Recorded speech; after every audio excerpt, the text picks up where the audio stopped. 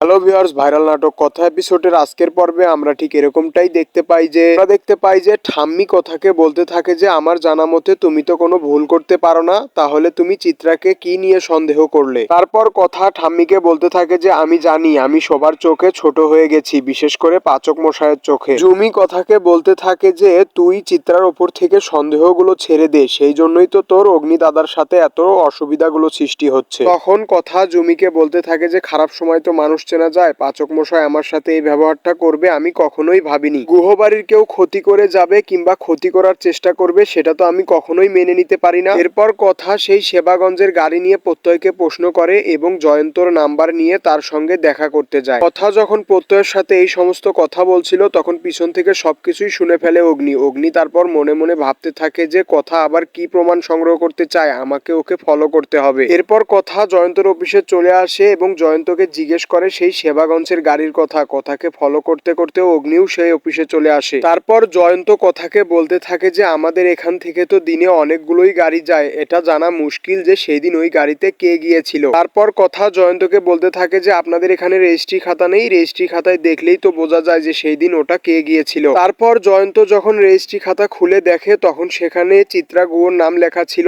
তারপর সে কথাকে বলে যে সেই দিন আমি গাড়ি নিয়ে বহরমপুর গিয়েছিলাম, তখন কথার সন্দেহ হয় যে উনি হয়তোবা মিথ্যা কথা বলছে। তারপর কথা কোনো উপায় খুঁজে না পেয়ে জয়ন্তর অফিস থেকে চলে যায়। তখন জয়ন্ত চিত্রাকে ফোন করে সবকিছু বলে দিচ্ছিল, তখনই সেখানে অগ্নি চলে আসে এবং অগ্নি জয়ন্তকে হাতে নাতে ধরে ফেলে। তখন অগ্নি জয়ন্তকে বলতে থাকে যে তোমার নাম যদি জয়ন্ত হয় তাহলে তুমি ফোনে আমাকে নিশানাথ পরিচয় কেন দিচ্ছিলে। তারপর জয়ন্ত অগ্নিকে বলতে থাকে যে আমি তোমাকে এত প্রশ্নের উত্তর কেন দিব। তখন অগ্নি জয়ন্তকে বলতে থাকে যে আমার ভাই কিন্তু ইন্সপেক্টর প্রত্যয় সরকার, থানায় নিয়ে গেলেই কিন্তু সব সত্যি কথা তুমি এমনিতেই বলে দিবে। তারপর কথা জয়ন্তর অফিস থেকে বের হয়ে রাস্তা দিয়ে একা একা হেঁটে যাচ্ছিল, তখন অগ্নি আসে এবং গাড়ি দিয়ে কথাকে পিছন থেকে হর্ন দিতে থাকে, কিন্তু কথা কোনো কিছুতেই শোনে না। অগ্নি কথাকে গাড়িতে উঠতে বললে কথা না করে দেয় আর বলতে থাকে আমি আপনার গাড়িতে কেন উঠবো, আপনি তো আমার উপরে ভরসাই করেন না। এরপর অগ্নি গাড়ি থেকে নেমে আসে কথাকে গাড়িতে নেবে বলে, কিন্তু কথা যখন অস্বীকার করছিল তখন আশেপাশের মানুষেরা ভাবছিল হয়তোবা অগ্নি কথাকে ডিস্টার্ব করছে। এরপর আশেপাশের মানুষেরা এসে কথাকে জিজ্ঞেস করতে থাকে যে আপনি ওনাকে চেনেন, তখন কথা অস্বীকার করে, বলে না আমি ওনাকে চিনি না। এরপর সবাই মিলে তেড়ে যাচ্ছিল অগ্নিকে মারার জন্য, তখন কথা সবাইকে বলতে থাকে যে আরে আমি মিথ্যা কথা বলেছি, উনি আমার একজন ভালো বন্ধু হয়। এরপর অগ্নি কথাকে বলতে থাকে যে আমি কি তোর বন্ধু হই, তুই মিথ্যা কথা কেন বলছিস। তারপর অগ্নি কথাকে নিয়ে বাড়িতে চলে আসে এবং সবাইকে বলতে থাকে যে কথা আমাকে জনসম্মুখে অস্বীকার করেছে, সে বলেছে আমি নাকি ওর কেউ হই না। পর দাদুভাই অগ্নিকে বলতে থাকে যে সে একদমই ঠিক করেছে, তুই কি কথাকে নিজের স্ত্রী হিসেবে মানিস। তখন অগ্নি দাদুভাইকে বলতে থাকে যে কেন মানবো না, আমি অবশ্যই মানি যে কথা হচ্ছে আমার স্ত্রী। সো ভিউয়ার্স, এই ছিল আজকের কথা এপিসোডের মূল পর্ব।